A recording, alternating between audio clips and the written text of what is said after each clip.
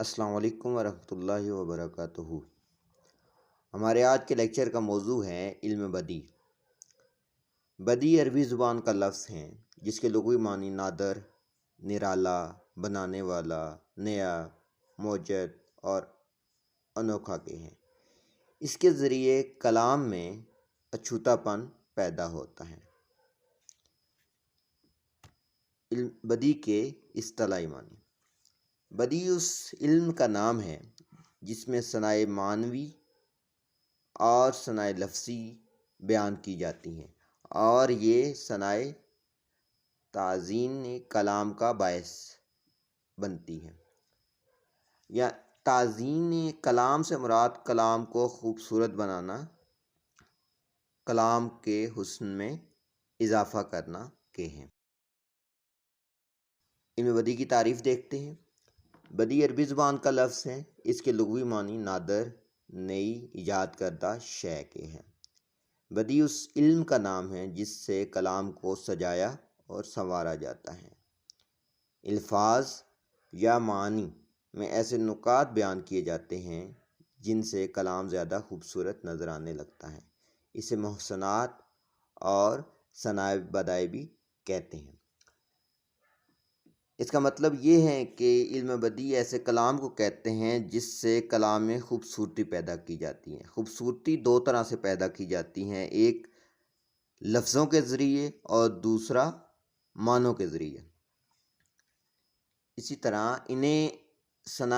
علم بدی کو محسنات اور صنائع بدائع بھی کہتے ہیں۔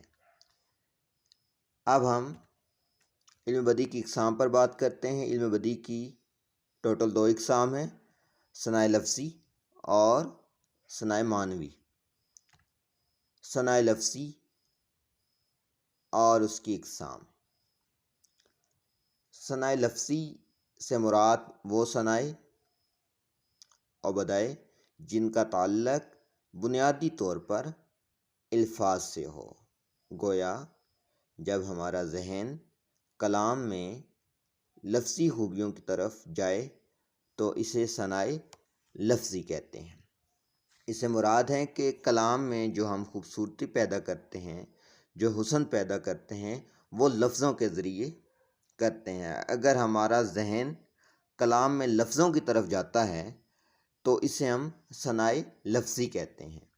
صنائع لفظی کی درج ذیل اقسام ہیں: صنعت قلب، صنعت سیاق العادات، صنعت ایہام، صنعت ترسیح، صنعت منقولہ، صنعت غیر منقولہ اور صنعت القوافی۔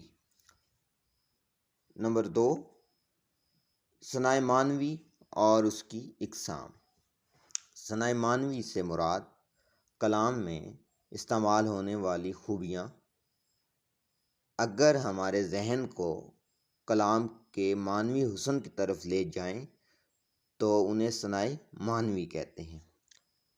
یہ بات یاد رکھیے گا کہ لفظوں میں گہرائی نہیں ہوتی، بلکہ لفظوں کا الٹ پھیر ہوتا ہے، جبکہ معنی میں گہرائی پائی جاتی ہے۔ اچھا، جب ہم بات کرتے ہیں کہ کلام میں ایسی خوبیاں ہم بیان کرتے ہیں جن سے ہمارا ذہن جو ہے وہ فوراً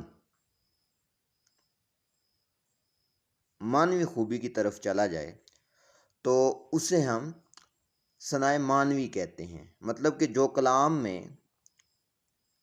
حسن پیدا کیا گیا ہے یا خوبیاں پیدا کی گئی ہیں، اس سے ہمارا ذہن اگر کلام میں معنوں کی طرف جاتا ہے تو وہ صنائع معنوی ہیں۔ صنائع معنوی کی درج ذیل اقسام ہیں: صنعت حسن تعلیل، صنعت لفظ نشر، صنعت تضاد، صنعت تجنیس، صنعت اشتقاق، صنعت تکرار، صنعت مراعات النظیر، صنعت تلمین، صنعت مبالغہ، تجاہل عرفانہ۔